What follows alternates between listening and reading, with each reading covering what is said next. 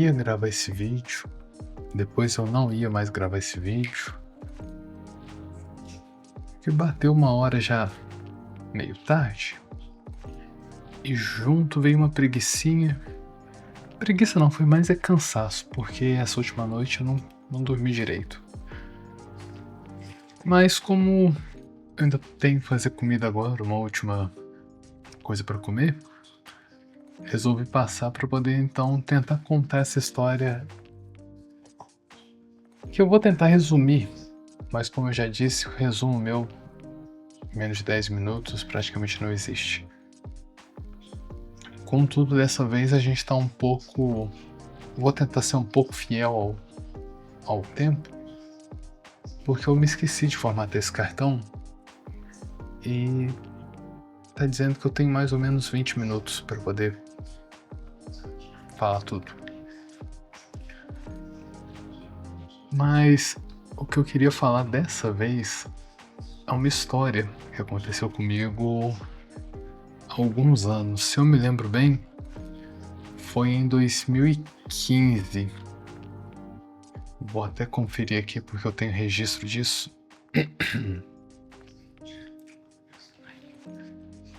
2015, isso mesmo. Novembro de 2015.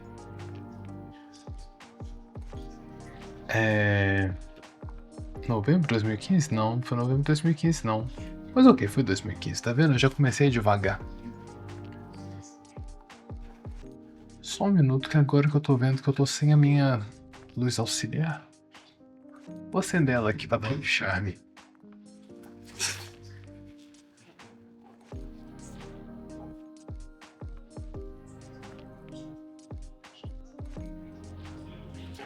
E por curiosidade,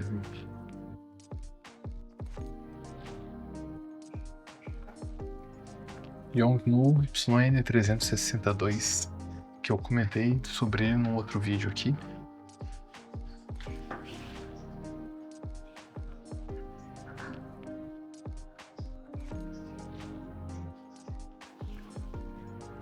Tá forte essa luz hoje? Realmente. Aí.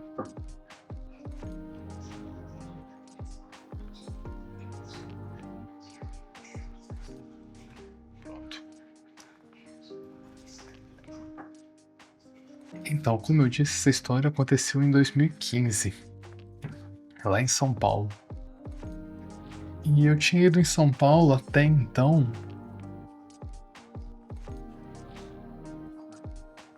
Oxi, barulho da gata. Eu tinha ido em São Paulo até então, acho que uma única vez, quando eu tinha uns 10 anos. E ali em 2015, eu já tava com uns 20 e poucos, não me lembro direito agora. Mas foi basicamente pra ir no Lola, porque num belo dia eu tinha voltado pra casa levemente alcoolizado. E cheguei em casa já era de manhã. E assim que eu cheguei em casa, um amigo foi e mandou uma mensagem: Marcelo, saiu o line-up do Lola. Smashing Pumpkins vai estar lá. E eu sou apaixonado. Mas eu sou apaixonado em Smashing Pumpkins do mesmo tanto que eu odeio ir em shows. Acontece que na época, como eu era estudante, tinha carteirinha, tudo bonitinho, os 2 dias de Lola pagando meia sairia por mais ou menos 350, 400 reais. Eu falei, bicho, vai ter uma galerinha massa pra tocar lá no festival. Eu não sei quando eu vou ter essa oportunidade de novo, se eu vou ter. Eu vou. Aí começa as desventuras logo aí, porque eu queria companhia para poder ir. E depois de muito rodar, encontrei um amigo na cidade que também estava indo, o Walter. E perguntei, Walter, você já tem onde ficar lá? Não tenho não, Marcelo. Falei, ok, ótimo.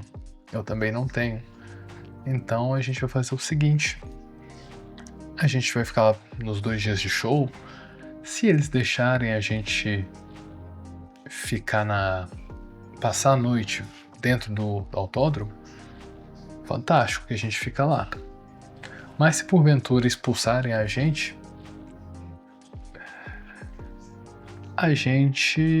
dorme na porta ali mesmo e vai revezando o sono. Um vai tomando conta do outro, as coisas do outro. É uma mochila só com roupa, escova de dente, basicamente. Beleza? Não, beleza, Marcelo. Beleza, tudo certo. Ok. Viagem organizada, a gente vai. Chegamos lá. A gente devia ser o quê? Nossa, a gente devia estar entre os 20 primeiros da fila. E para resumir um pouco essa parte, a gente foi e entrou lá dentro. O Walter encontrou um amigo dele, de Sorocaba. E lá pelas tantas, ele me vira e fala: Marcelo, hoje à noite eu vou voltar para Sorocaba e vou dormir na casa dele. Eu falei: não, bacana. Tem espaço pra gente lá então? Então, Marcelo, na verdade, o espaço no ônibus só tem uma vaga que eu vou. Eu falei: então você não vai não. Não, Marcelo, eu vou, tá tudo acertado já. Eu falei: ok. E agora o que eu faço? A minha sorte foi que eu tinha recebido mais ou menos uns 4, 5 dias antes de ir pro festival. E eu, no auge da minha inocência / idiotice, pensei: se aqui na minha cidade com R$200 eu passo uma semana tranquilamente, provavelmente eu consiga passar 2 dias em São Paulo.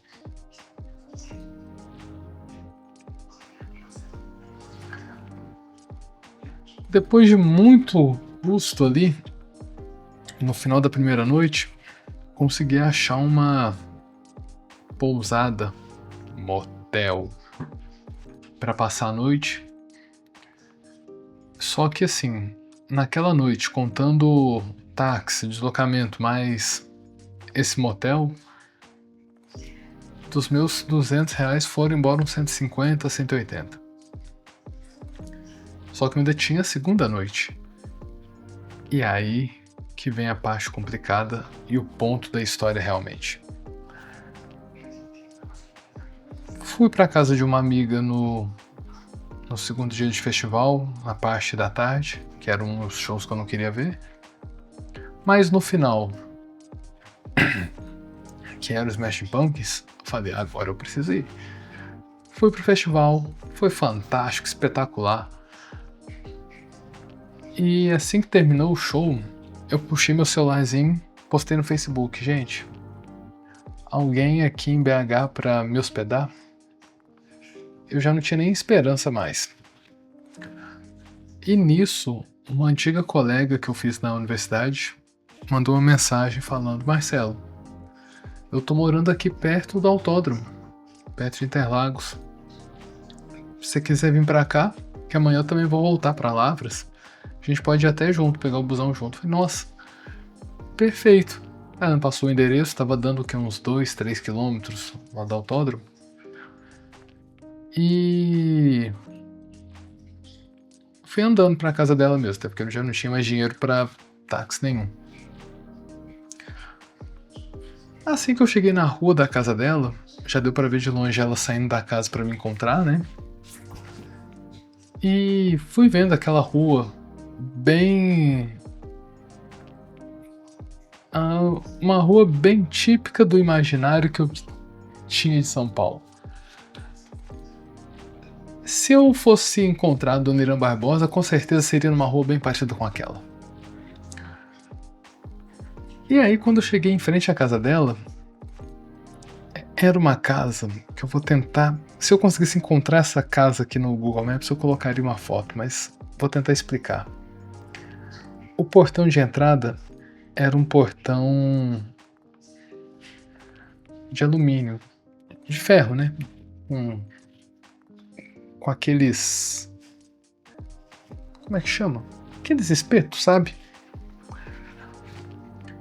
E do lado de dentro dava pra ver que tinha um jardim de entrada bem grande. E ao lado já era uma porta de vidro gigantesca que já dava pra ver dentro da casa. Era uma porta, se eu me lembro bem, num semicírculo de vidro. Então, chegando ali no jardim, você conseguia ver lá dentro da casa. Só um minuto. Vou ter que pausar porque tô cozinhando. Prontinho. Ah, e uma coisa importante falar, talvez, era sobre o horário.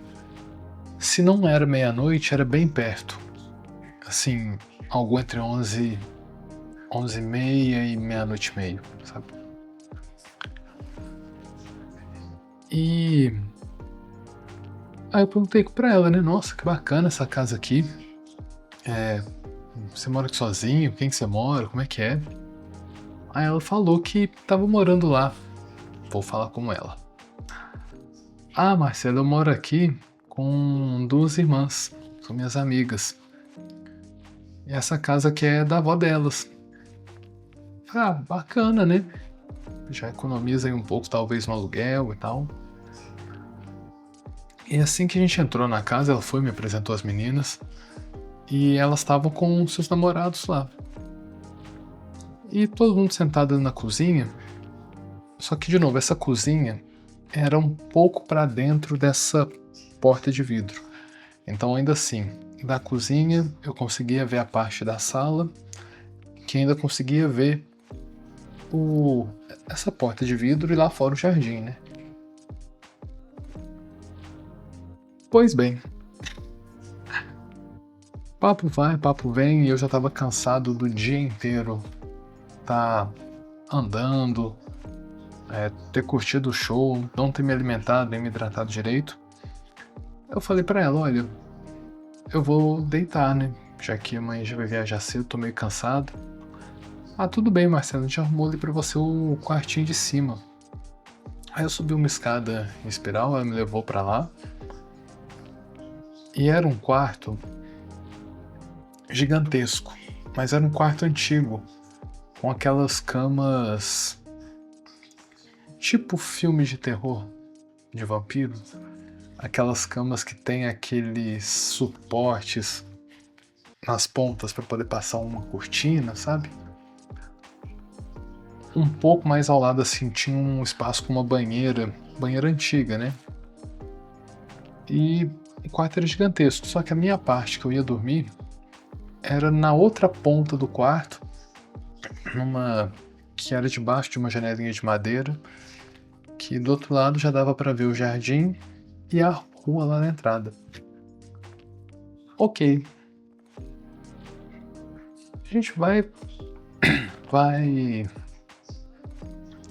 dormindo, vou dormindo lá tranquilinho, ouvindo uns barulhos de noite, mas casa antiga de madeira, né? No dia seguinte, a gente acorda, toma um café e sai correndo pra ir pegar o ônibus, né? E nisso eu pergunto pra ela: Nossa, vocês ficaram lá até muito tarde depois? Não, Marcelo, depois você foi embora, você foi dormir, passou mais uns 20, 30 minutinhos, o pessoal já foi embora também e a gente parou, né? Falando, nossa, mas assim, vocês estavam falando um pouco alto. A avó das meninas não acha ruim? Aí ela, como assim, Marcelo, a avó das meninas não acha ruim? Ué, você falou que a casa é da avó delas. Inclusive ontem, quando a gente estava sentado lá na mesa da cozinha à noite, eu vi ela passando no reflexo do vidro dessa porta aí, de semicírculo. Aí eu achei que ela talvez pudesse estar meio incomodada com o som, ou talvez até só acordada pelo banheiro. Ah, não, Marcelo, como assim? A avó das meninas morreu faz muitos anos. Eu falei, não morreu não, eu vi ela passando lá ontem. A gente tava lá conversando na mesa, eu vi ela passando direitinho. Não sei se vai dar pra ver, mas já arrepiei todo aqui, ó.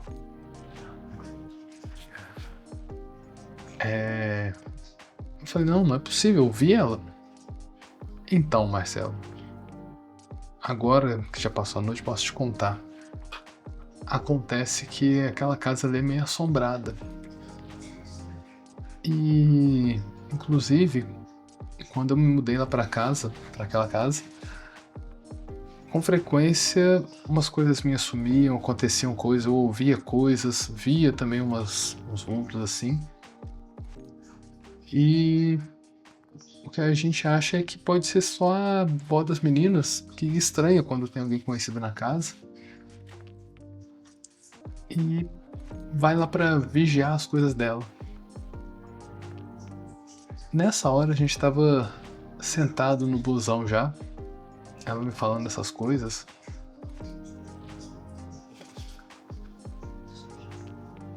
Eu sou preto. Fiquei branco. E a coisa que mais me batia no coração, que eu fiquei inconformado é: por que você não me avisou que a casa era assombrada? Não se faz isso não. Convidar outra pessoa para dormir numa casa assombrada. E até hoje, essa foi uma das experiências assim mais impactantes, talvez uma das. Não foi a mais, teve outra pior. Desse caso de ver assombração. Felizmente eu nunca mais voltei naquela casa. Não sei por onde ela anda hoje. As meninas eu sei que estão bem. Agora eu fiquei curioso pra saber se alguém ainda mora lá.